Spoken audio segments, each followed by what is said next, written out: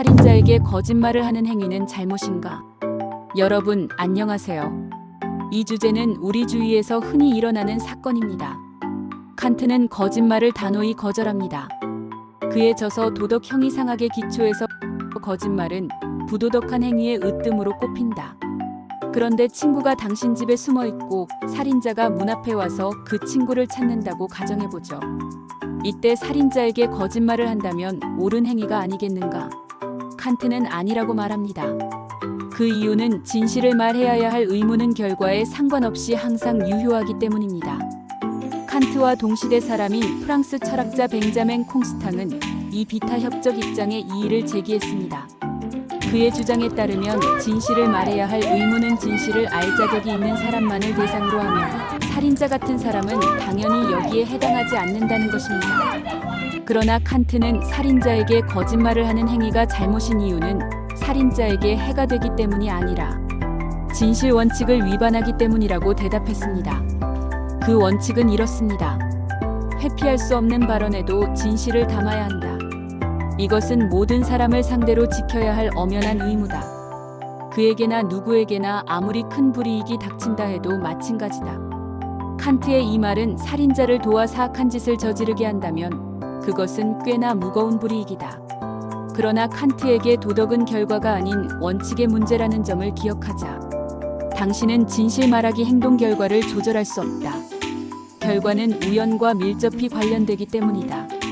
친구는 아마도 살인자가 쫓아온다는 두려움에 이미 뒷문으로 빠져나갔을 것이다. 칸트는 당신에게 진실만을 말하라고 요구한다. 그 이유는 살인자가 진실을 들을 자격이 있다거나 거짓이 살인자에게 해가 되어서가 아니다. 거짓은 종류를 막론하고 진실이라는 원천을 오염시키다. 따라서 진실하기는 신성하고 조건 없이 적용되는 이성의 법칙이며 그 어떤 편의상의 예외도 인정할 수 없다. 다른 시각으로 보면 유별나고 극단적인 입장이 아닌가. 우리는 나치 돌격대원에게 안네 프랑크의 가족이 다락방에 숨어 있다고 말해줄 도덕적 의무는 분명 없다. 문 앞에 온 살인자에게 진실을 말하라는 칸트의 주장은 정언명령을 잘못 적용했거나 정언명령이 엉터리임을 증명하는 사례일 것만 같다. 칸트의 주장을 받아들이기 힘들지만 어쨌든지 그의 변호인이라고 생각해보자.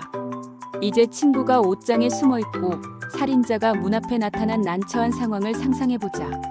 물론 살인자를 도와 사악한 계획을 수행하게 하고 싶지는 않다. 그건 당연한 사실이다. 살인자를 친구가 있는 곳으로 안내할 말은 한마디도 하고 싶지 않다. 그렇다면 무슨 말을 하겠는가?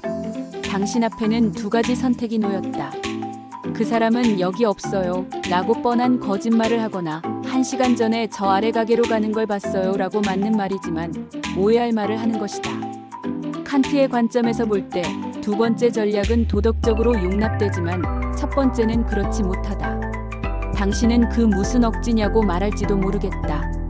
엄밀히 따지면 진실이지만 오해를 일으킬 말과 빤한 거짓말 사이에 도덕적으로 무슨 차이가 있을까? 둘 다 살인자에게 친구가 집에 숨어있지 않다고 믿게 할 의도가 아닌가? 칸트는 그 둘 사이에는 엄청난 차이가 있다고 믿는다. 선의의 거짓말을 생각해보자. 우리는 가끔 상대의 기분을 상하게 하지 않게 하려고 예의상 거짓말을 할 때가 있다. 가령 친구에게 선물을 받았다고 하자. 상자를 열어보니 절대 매고 싶지 않은 엽기적인 넥타이가 들어있다. 뭐라고 말하겠는가? 당신은 멋지고 너무 고맙다. 라고 말할 것이다. 아니면 뭘 이런 걸다. 라거나 이런 넥타이는 처음이야. 라고 말할 수도 있다. 이런 말도 선의의 거짓말처럼 당신이 싫은 넥타이를 좋아한다는 그릇된 인상을 심어줄 수 있다. 하지만 어쨌거나 진실은 진실이다. 칸트는 선의의 거짓말을 거부할 것이다. 결과론자의 주장을 근거로 도덕법의 예외를 인정하는 꼴이기 때문이다. 다른 사람의 기분을 배려한다는 의도는 존경받을 만하지만 그것을 추구할 때는 정언명령에 어긋나지 않아야 한다. 다시 말의 목적을 따져보고 예외를 인정해도 좋다 싶을 때마다 예외를 인정한다면 도덕법의 정언적 성격, 즉 절대성이 무너지고 만다.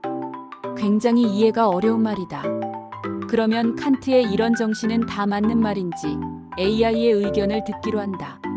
AI는 이런 답을 순식간에 보내왔다. AI는 사람의 윤리적 틀을 따르도록 설계되지만 칸트적인 절대주의를 그대로 따르는 것은 아니며 대개 상황적 맥락과 결과주의적 접근을 고려합니다. 이 문제는 상당히 다른 시각을 갖고 있습니다. 예를 들면 첫째, 칸트적 접근 방식입니다. AI가 칸트의 철학을 따른다면 진실을 말하는 것이 항상 옳다고 판단할 것입니다. 둘째, 결과주의적 접근 방식입니다. 그러나 많은 현대적인 윤리 시스템에서는 결과를 고려합니다. 예를 들어 친구의 생명을 보호하기 위해 AI가 진실 대신 침묵하거나 다른 방식을 택할 수도 있습니다.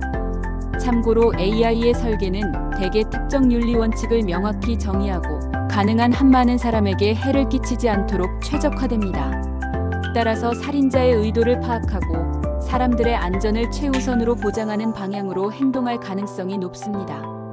이 질문은 단순히 칸트의 윤리학을 이해하는 데 그치지 않고 윤리적 딜레마에 대해 다양한 관점을 고려하게 만드는 흥미로운 논의입니다.